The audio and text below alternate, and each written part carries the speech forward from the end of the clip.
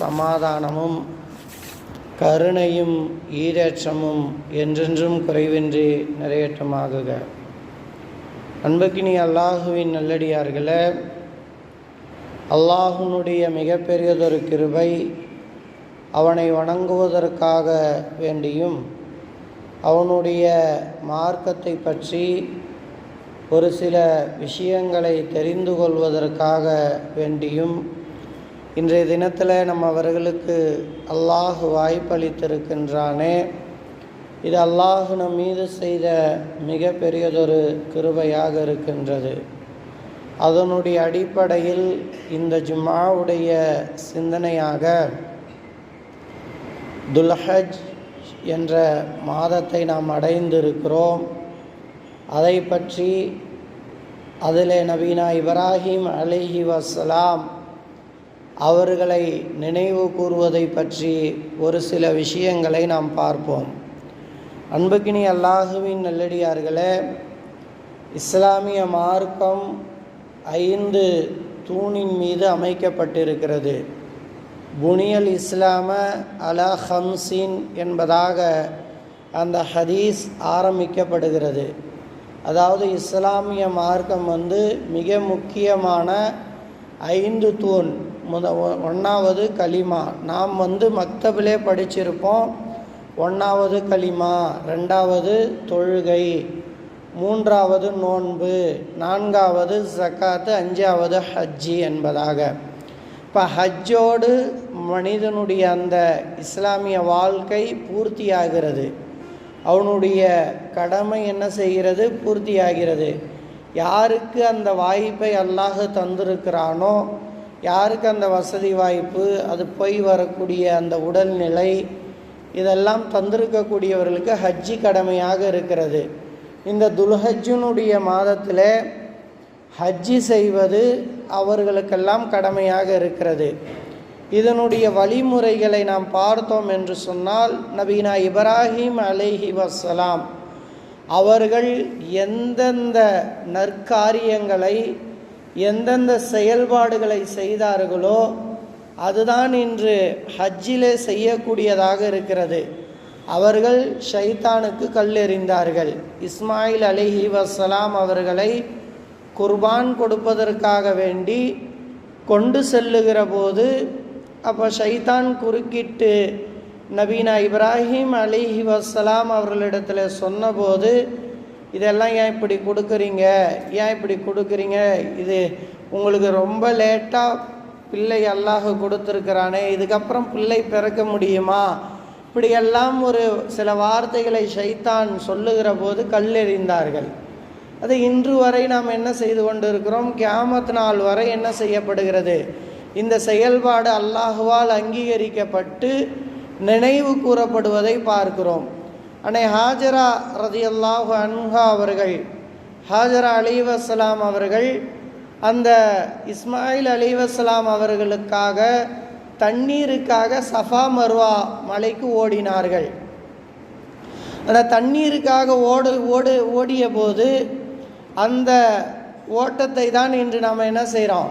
Safa மர்வாவில் உம்ரா செய்வதாக இருந்தாலும் ஹஜ்ஜி செய்வதாக இருந்தாலும் நாம் என்ன செய்கிறோம்? அந்த 7 தடவை அந்த ஓடி வரணும், சஃபாவுக்கும் மர்வாவிற்கும். இதுபோல் எல்லா நிலைகளும் நபீனா இப்ராஹிம் அலைஹிஸ்ஸலாம் அவர்களுடைய மனைவி அன்னை ஹாஜரா அலைஹி வஸ்ஸலாம் அவர்களுடைய மகனார் இஸ்மாயில் அலைஹி வஸ்ஸலாம் இவர்கள் எந்த செயல்பாடுகளை செய்தார்களோ அதை இஸ்லாத்தினுடைய மிக பூர்த்தியான கடமையாகவே அல்லாஹ் ஆக்கியிருக்கிறான். 5 எப்படி தொழுகை இருக்கிறதோ, எப்படி நோன்பு இருக்கிறதோ, எப்படி கலிமா இருக்கிறதோ, அதுபோல் ஹஜ்ஜையும் அல்லாஹு தாலா அது இஸ்லாத்துடைய தூணு. நபி ஸல்லல்லாஹு அலைஹி வஸல்லம் அவர்கள் மூலமாக நமக்கு என்ன செஞ்சிருக்கிறான்? கற்று தந்திருக்கிறான். அப்போ நபீனா இப்ராஹிம் அலைஹி வஸ்ஸலாம் அவர்களை அவருடைய வாழ்க்கையில் அப்படி என்ன செய்தார்கள்? அவர்கள் செய்தது இஸ்லாத்தினுடைய மிக முக்கியமான கடமையாக இருக்கிறது. அந்த குடும்பம் மாத்திரம்தான், எந்த நபிக்கும் கிடைக்கவில்லை அந்த பாக்கியம். எந்த நபிக்கும் குடும்பத்தோடு கிடைச்ச பாக்கியம்னு பார்த்தீங்கன்னா நபி ஸல்லல்லாஹு அலைஹி வஸல்லம் அவர்களுக்கு அடுத்து நபீனா இப்ராஹிம் அலைஹிஸ்ஸலாம் அவர்களை தான் பார்க்க முடியும். சுலைமான் அலைஹிஸ்ஸலாம் அவர்களுக்கு கூட அவர்களுடைய தந்தை நபியாக இருக்கின்றார்கள், இவங்க நபியாக இருக்கிறாங்க. இது மாதிரியான பாக்கியமான ஒட்டுமொத்த அமல்களும் சேர்ந்த பாக்கியம் எந்த ஒரு நபிக்கும் கிடைக்கவில்லை. யாக்கூப் அலைஹிஸ்ஸலாம் அவர்களை எடுத்துகிற யூசுப் அலைஹிஸ்ஸலாம் அவங்களுடைய மகனார் நபி. ஆனால் பல்வேறு அங்கே அவங்களுடைய குடும்பங்களில் உள்ள பிரச்சனைகள் இருக்கதான் செய்தது. அப்போ ஒரு குடும்பமாக அல்லாஹு தாலா அங்கீகரித்தது நபியினா இப்ராஹிம் அலைஹி வஸலாம். இப்போ இப்ராஹிம் அலைஹி வஸலாம் அவர்களை பற்றி அல்லாஹ் சொல்லுகிற போது 4வது சூறாவிலே சொல்லுகிறான், குல் சதகல்லாஹ், அல்லாஹ் உண்மையை சொல்லுகிறான். வத்தபியு மில்லத இப்ராஹிம ஹனீஃபா, தூய்மையான இப்ராஹிமுடைய மார்க்கத்தை நீங்கள் பின்பற்றுங்கள் என்று ஒரு இடத்துல சொல்லுகிறான். இன்னொரு இடத்துல இப்ராஹிம் அலைஹிஸ்ஸலாம் உங்களுக்கு முன்மாதிரியாக இருக்கிறார்கள், இந்த உலகத்திற்கே முன்மாதிரியாக இருக்கிறார்கள். இன்னொரு இடத்துல அல்லாஹ் வத்தஹதல்லாஹ் இப்ராஹிம ஹலீலா, இப்ராஹிம் அலைஹிஸ்ஸலாம் அவர்களை நண்பராக அல்லாஹ் ஆக்கி கொண்டான். அப்போ இதெல்லாம் இப்ராஹிம் நபியினுடைய சிறப்பாக இருக்கிறது. இறைவனுக்கு அல்லாஹுக்கு நண்பராக ஒரு மனிதர் இருக்கிறார் என்று சொன்னால் இப்போ இப்ராஹிம் நபி நண்பராக இருக்கிறார். இப்போ அவங்க என்ன செய்தார்கள் இந்த உலகத்தில் வாழுகிற போது அவங்க என்ன செய்தார்கள் என்று சொன்னால், அல்லாஹ் முதல் ஜுசூல சொல்லுகிற போது இதிபிதலா இப்ராஹிம ரப்புஹு பி கலிமாத்தின் ஃபதம்மஹுன்ன, இப்ராஹிம் அலைஹிஸ்ஸலாம் அவர்களை பல சமயங்களிலே நாம் என்ன செய்தோம், பல கட்டங்களிலே, பல சமயங்களிலே, பல நேரங்களிலே நாம் சோதித்தோம். ஃபதம்மஹுன்ன, அந்த சோதனைகளை அவர் பூர்த்தியாக்கினார், அந்த சோதனைகளை அவர் வென்றார். அவர் இப்ராஹிம் நபி செய்தது இதுதான். பல நபிமார்களுக்கு அல்லாஹ் சோதனை தந்தான். ஆனால் நபீனா இப்ராஹிம் அலைஹிஸ்ஸலாம் அவர்களுக்கு பிறந்ததில் இருந்து சோதனை, அவர்களுடைய பிறப்பே ஒரு சோதனையாக அமைந்தது. இந்த மாதிரி ஒரு குழந்தை உருவாக போகிறது என்று சொன்ன உடனடியாக அவங்க தாய் தந்தையே பிரித்து வச்சுட்டாங்க. அங்கே இருந்து தொடங்குகிற நபீனா இப்ராஹிமுடைய வாழ்க்கை, அவர்கள் அந்த விவரம் தெரிந்ததற்கு பிறகு அவர்கள் என்ன செய்கிறாங்க, தன்னுடைய தந்தையை நோக்கி அல்லாஹு தாலா பதிவு செய்கிறான். 6வது சூறாவிலே அல்லாஹு தாலா பதிவு செய்கிற போது தன்னுடைய தந்தையை நோக்கியே சொல்லுகிறார்கள், இது கால இப்ராஹிமு லி அபீஹி ஆஸரா தத்தஹிது அஸ்னாமன் ஆலிஹா, அவங்க சிறுபிள்ளையாக இருக்கிற போது அந்த விவரம் தெரிகிற போது சிந்திக்க ஆரம்பிக்கிறார்கள். அன்புக்கினி அல்லாஹுவின் நல்லடியார்களே, சென்ற வாரம் அதிலே தான் நாம் முடித்தோம். சிறு பிள்ளைகளாக இருக்கிற போது அவர்கள் சிந்திக்க தொடங்குவார்கள், பல கேள்விகளை கேட்பார்கள். அதற்கெல்லாம் நாம் விடை சொன்னோம் என்று சொன்னால் அவர்கள் நம்முடைய பேச்சை கேட்கக்கூடியவர்களாக மாறிவிடுவார்கள். இப்போ இப்ராஹிம் நபி முன்னுதாரணமாக என்ன செய்கிறார்கள், மனிதன் என்றாலே ஒரு சிந்திக்கக்கூடியவனுக்கு தான் மனிதன் என்று பெயர். பகுத்தறிவு என்று சொன்னால் சிந்திக்கக்கூடிய அறிவு தான்.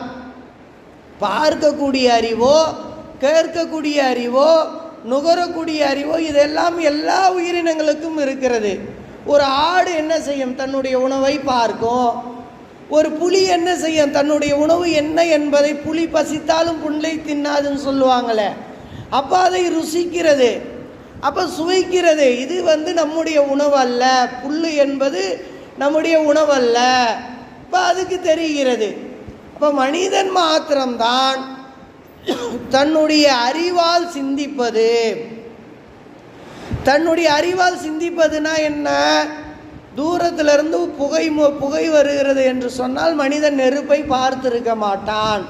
என்ன சிந்திப்பான், எங்கேயோ எரிகிறது, அதனால்தான் புகை வருகிறது, ஒன்றை வைத்து இன்னொன்று இருக்கிறது என்பதை சிந்திப்பது. இதுதான் மனிதன், இதுதான் பகுத்தறிவு. அப்போ பகுத்தறிவு மனிதனுக்கு சிந்திக்கக்கூடிய அறிவை அல்லாஹு தாலா தந்திருக்கிறான். இதை தான் நபீனா இப்ராஹிம் அலைஹிஸ்ஸலாம் அவர்கள் தன்னுடைய அந்த விவரம் தெரிகிற போது சிந்திக்கிறார்கள். என்ன விவரம் தெரியுது? தன்னுடைய தந்தை வணங்குவதையெல்லாம் பார்க்கிறார்கள், தன்னுடைய சமுதாயத்தவர்கள் வணங்குவதையெல்லாம் பார்க்கிறார்கள். ஆகா, இது எல்லாம் நம்முடைய எப்போ நம்மை படைத்ததாக எப்படி இருக்கும்? அவங்க சிந்திக்கிறாங்க, படைத்ததாக எப்படி இருக்கும்?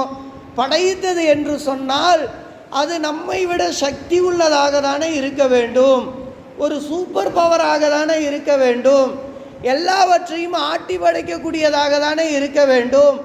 இது எப்படி நம்முடைய இறைவனாக இருக்கும் என்று தன்னுடைய தந்தையிடத்திலே போய் சொல்லுகிறார்கள். என்ன சொல்லுகிறார்கள் என்று சொன்னால், ஆசர தத்தஹிது அஸ்னாமன் ஆலிஹா, நீங்கள் இதையெல்லாம் வணங்குகிறீர்களே, இது இது எப்படி உங்களை படைத்தது என்று நம்புகிறீர்கள் என்று தந்தையிடத்தில் சொல்லும்போது உடனே அங்கே என்ன செய்கிறார்கள்? தந்தை அவரை விரட்டி விடுகிறார்கள். தந்தை சொல்லுகிறார்கள், நீ இந்த இறைவனை வணங்கினால்தான் நான் வீட்டுக்குள்ளே வச்சிருப்பேன், இல்லைனா நீ வெளியே என்ன செஞ்சிடணும், போயிடணும். அங்கிருந்து தன்னுடைய வாழ்க்கை பயணத்தை, சிந்தனை பயணத்தை தொடங்குகிறார்கள்.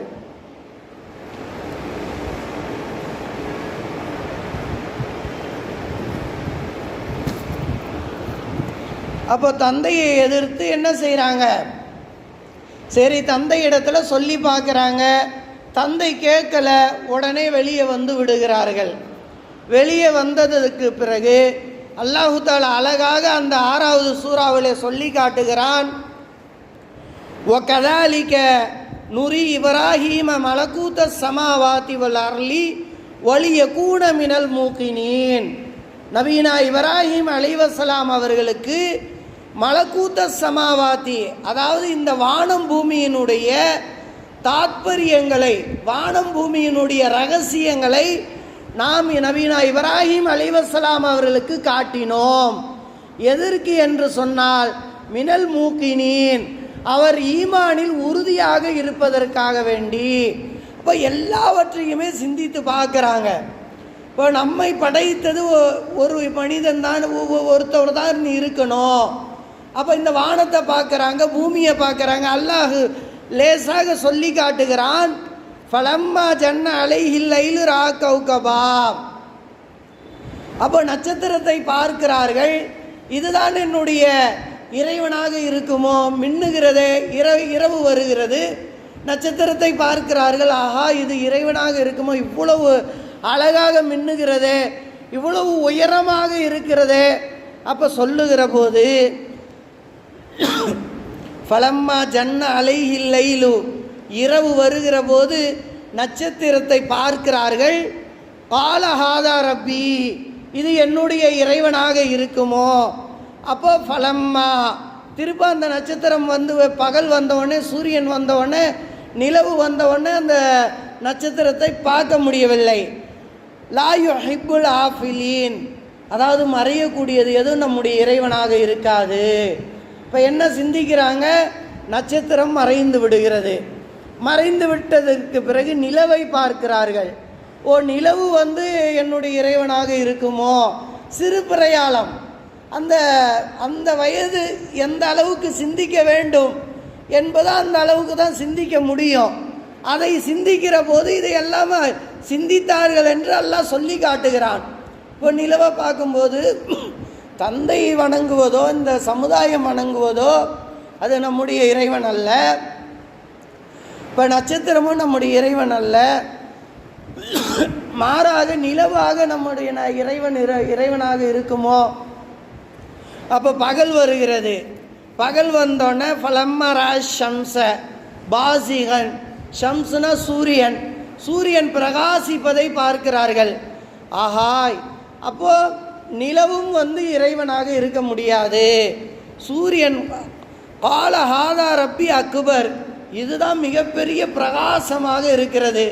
சூரியன் தான் இறைவனாக இருக்கும் என்று முடிவு செய்கிற போது, அப்போ சூரியனும் இறைவன் அல்ல, அதுவும் மறைந்து விடுகிறது என்று முடிவுக்கு வந்து ஒன்று சொல்லுகிறார்கள். இன்னி வஜிஹத்து வஜிஹியல் இல்லதி, அது நம்ம ஷாஃபியாக்கள் தொழுகைக்கு ஓதுறது, தொழுகையில் நிற்கிறதுக்கு முன்னாடி ஓதுவாங்க. உண்மையான இறைவனின் பக்கம் நான் என்ன செஞ்சிட்டேன், நான் சஜிதா செய்து விட்டேன், நான் பணிந்து விட்டேன் என்ற அர்த்தத்திற்கு வரக்கூடியது. அப்போ இது அல்லாஹ் குரானில் ஒரு எக்ஸாம்பிளுக்கு சொல்கிறான் 3 உதாரணங்கள். இப்போ நிறைய விஷயங்களை அவர்கள் சிந்தித்து பார்த்து தன்னுடைய இறைவனாக இருக்க வேண்டும் என்று சொன்னால் அந்த இறைவனுக்கான இலக்கணம் ஒருவனாக இருக்க வேண்டும். அதையெல்லாம் என்ன செய்கிறாங்க, இதுதான் இந்த உலகத்திற்கு நபீனா இப்ராஹிம் அலைஹி வஸலாம் அவர்கள் கற்று தந்த விஷயம். இந்த உலகத்தில் மனிதர்களாக பிறந்திருக்கக்கூடிய நாம் ஒவ்வொருவருமே சிந்தித்து பார்க்க வேண்டும். உலகத்தில் எவ்வளவோ விஷயங்களை நாம் என்ன செய்கிறோம், சிந்திக்கிறோமா இல்லையா? மனிதன் சிந்தித்ததன் காரணமாக தான் இவ்வளவு வசதி வாய்ப்புகளை உருவாக்கி இருக்கிறான். சிலந்து எப்படி வீடு கட்டி கொண்டு இருக்கிறது, இன்னும் தன்னுடைய வலையை 1000 ஆண்டுகளுக்கு முன்னாடி அமைத்தது போல தான் அமைத்து கொண்டு இருக்கிறது.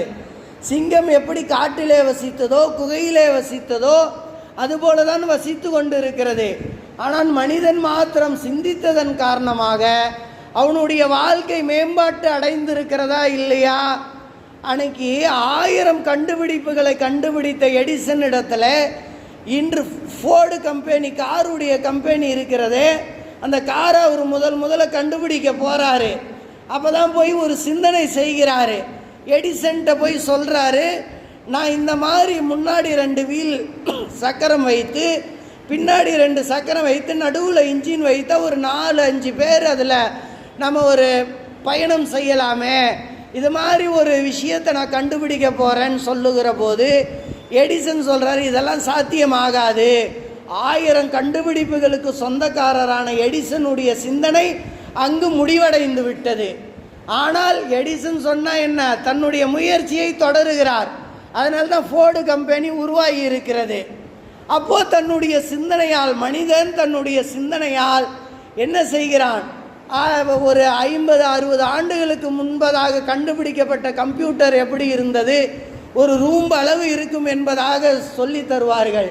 அப்போ இப்போ எப்படி கையடக்கமாக இருக்கிறது. அடுத்தடுத்து வரக்கூடியவர்கள் அந்த எல்லாம் சிந்தனை செய்கிற போது ஒரு வாகனம் தயாரித்தாலும் கூட அடுத்து எவ்வளவு அட்வான்ஸாக நம்ம தயாரிக்கலாம், எவ்வளோ அட்வான்ஸாக ஒரு விஷயத்தை செய்யலாம். எல்லா விஷயங்களிலும் ஒரு ஏசியாக இருக்கட்டும், ஒரு வாகனமாக இருக்கட்டும், ஒரு காராக இருக்கட்டும், ஒரு வீடு கட்டுவதாக இருக்கட்டும், இன்னும் எந்த அளவுக்கு டெக்னாலஜியை பயன்படுத்த முடியுமோ அந்த அளவிற்கு இந்த உலகத்திலே நாம் பயன்படுத்துகிறோம்.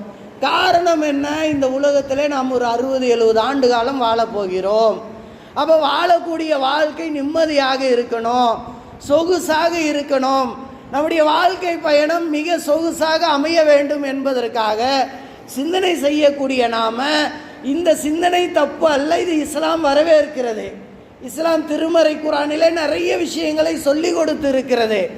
ஆனால் மரணத்திற்கு பிறகு வாழக்கூடிய வாழ்க்கைக்கு நாம் என்ன சிந்தனை செய்தோம், அதை தான் நபீனா இப்ராஹிம் அலைஹிஸ்ஸலாம் அவர்கள் கற்று தந்திருக்கிறார்கள். எல்லாவற்றையும் ஸ்பேஸில் போய் நாம் எவ்வளவோ என்ன செய்கிறோம், இங்கே 3 லட்சம் கிலோமீட்டர் இருக்கக்கூடிய அந்த நிலவுக்கு சென்று வந்து விட்டார்கள். இன்று 8 கோடி கிலோமீட்டர் இருக்கக்கூடிய செவ்வாய் கிரகத்துக்கு எப்படி போகிறது, அங்கே போய் எப்படி லேண்டு வாங்கிறது, அங்கே போய் மனிதனை எப்படி வசிக்க செய்கிறது, இதையெல்லாம் சிந்திக்கக்கூடிய நாம் 70 ஆண்டுகளுக்கு பிறகு நாம் மரணம் அடைந்து விட்டால் 80 ஆண்டுகளுக்கு பிறகு இந்த உலகத்தை விட்டு போக போகிறோம் என்பது எல்லாருக்கும் தெரியும். எவ்வளவு ஆய்வு செய்தாலும் ஆராய்ச்சி செய்தாலும் எவ்வளவு மாத்திரைகளை தயாரித்தாலும் அந்த இறப்பை வேண்டுமானால் தள்ளி போடலாம், இறப்பை வேண்டுமானாலும் தள்ளி போடலாம், ஆனால் அது இறப்பு வந்துதானே தீரும். அதுவும் அல்லாஹ்வுடைய இதுதான், அல்லாஹ்வுடைய சில நியதி தான். இந்த இதை செஞ்சால் இவ்வளவு நாள் உனக்கு என்ன செய்யும், தள்ளி போகப்படும். தர்மம் செய்தால் உனக்கு வரக்கூடிய முசீபத்து நீக்கப்படுகிறது அல்லவா, அதுபோல் அவனுடைய ஆயுள் கூட்டப்படுகிறது அல்லவா. இதையெல்லாம் சிந்திக்கக்கூடிய மனிதன் தன்னை படைத்தது யாரு? அதாவது ஃபேஸ்புக்கில் ஒன்று பார்த்தேன், அந்த விண்வெளியில் இருந்துட்டு ஒரு காமெடியாக ஒரு வேடிக்கையாக போட்டிருந்தாங்க. விண்வெளியில் இருந்துட்டு இங்கே யாருமே கடவுள் இல்லையே என்பதாக ஒரு கமெண்ட் பண்ணியிருந்தாங்க. அதுக்கு கீழே ஒருத்தவங்க கமெண்ட் பண்ணியிருந்தாங்க, அந்த ஆக்சிஜனை எடுத்தால் தெரியும் கடவுள், அப்போ ஆக்சிஜனை எடுத்தால் அவருடைய ரூஹு போயிடும், அப்போ கடவுள் உங்களுக்கு என்ன செய்வார், தெரிய ஆரம்பிச்சிருவார். அப்போது அது மாதிரி தான் மனிதனுடைய வாழ்க்கை அந்த மரணத்திற்கு பிறகு நாம் யாரை சந்திக்க இருக்கிறோம், இந்த உலகம் என்ன, நம்ம ஏதாவது சிந்திச்சோமா? வாழ்கிறோம், வரோம், நம்முடைய தாத்தா பாட்டி வந்தாங்க, நம்முடைய அப்பா அம்மா வந்தாங்க, எல்லாம் சம்பாதிக்கிறோம், சாப்பிட்றோம், தூங்குகிறோம், ஏந்திரிக்கிறோம், ரொட்டேஷன் லைஃப் இப்படியே போயிட்டு இருக்க, டே டு லைஃபு. ஆனால் இதற்கப்புறம் ஒரு நாள் நாம் ஒரு இடத்துக்கு போகிறோமே, அப்போ அங்கே போய் நாம் அல்லாஹ்வை சந்திக்க இருக்கிறோமே, அதற்கு நாம் தயார் செய்தோமா? அதை தான் நபீனா இப்ராஹிம் அலைஹிஸ்ஸலாம் அவர்கள் நமக்கு கற்று தந்திருக்கிறார்கள். அன்புக்கினி அல்லாஹுவின் நல்லடியார்களே, இன்னும் நிறைய நபீனா இப்ராஹிம் அலைஹிஸ்ஸலாம் அவர்களை பற்றி வரக்கூடிய வாரங்களில் இன்ஷா அல்லாஹ் வாய்ப்பு கொடுத்தால் பார்ப்போம். அதை உள்வாங்கி கொண்டு அதன்படி அமல் செய்யக்கூடிய தௌஃபீக்கை அல்லாஹு தாலா உங்களுக்கும் எனக்கும் உங்களுடைய சந்ததிகளுக்கும் என்னுடைய சந்ததிகளுக்கும் பரிபூர்ணமாக தந்தருள் புரிவானாக. அஸ்ஸலாமு அலைக்கும்.